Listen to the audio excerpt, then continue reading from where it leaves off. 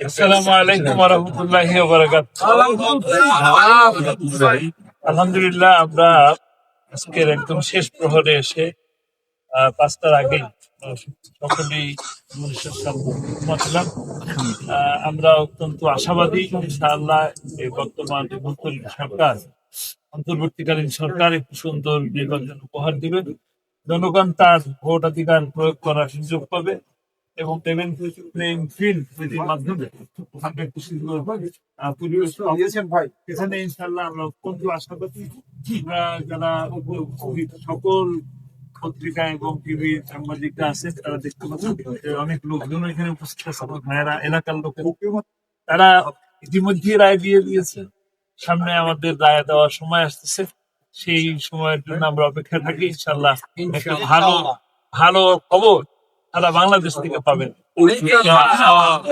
একটা বিষয়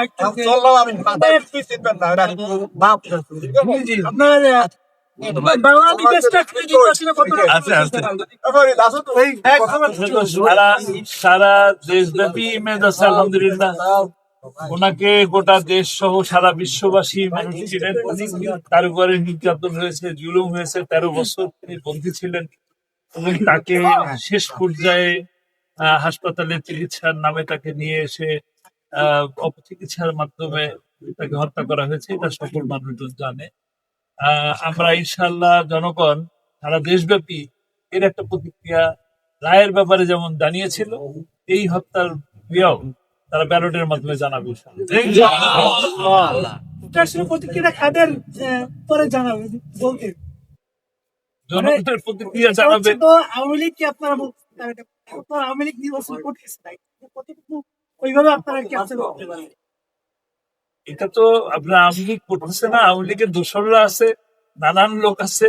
এখন এটা তো যার যার জায়গা থেকে যে প্রতিক্রিয়া দেওয়া, সেই প্রতিক্রিয়া জানাবে। ভোটাধিকার তো 3টা টার্ম মানুষ ভোট দিতে পারেন নাই, আপনারা জানেন। কাজেই তারা তাদের ভোট প্রয়োগ করবে, আমরা তো সেটার আশায় আছি। জুলাই আন্দোলন হলো এই ভোটাধিকারের কে সামনে নিয়ে। ইনশাআল্লাহ এটা ভালো, আপনারা জানবেন কোথায় কি প্রতিক্রিয়া জানাচ্ছে। একটু বলুন কিছু, 1 মিনিটের মধ্যে।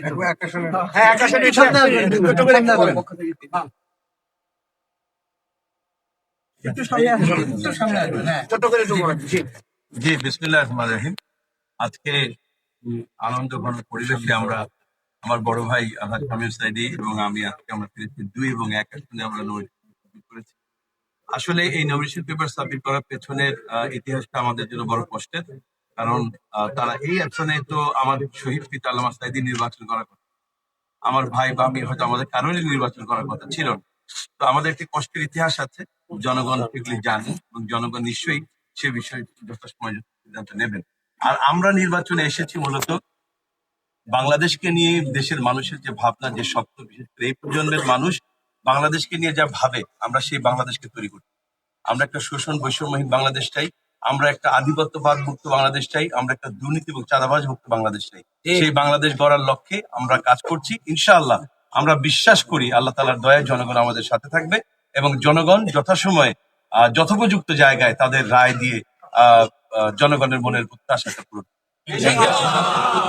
জি, আসলে যে এনসিপির সাথে যে আপনাদের জোট হয়েছে, এই বিষয়টা আপনি কিভাবে দেখছেন? এটি তো হওয়ারই ছিল, কারণ এই প্রজন্মের যে দাবি, জামাত ইসলামেরই দাবি।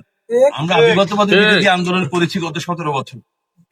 এই জেএনপি বলেন অথবা এই যে এনসিপি বলেন, তারা তো এই আন্দোলনটি করেছে আমাদের পড়া 17 বছর আন্দোলনের পরে। যদিও আমরা আন্দোলন সফল হতে পারিনি, আল্লাহ তাআলার দয়ায় আমাদের এই ছাত্রদের মাধ্যমে আল্লাহ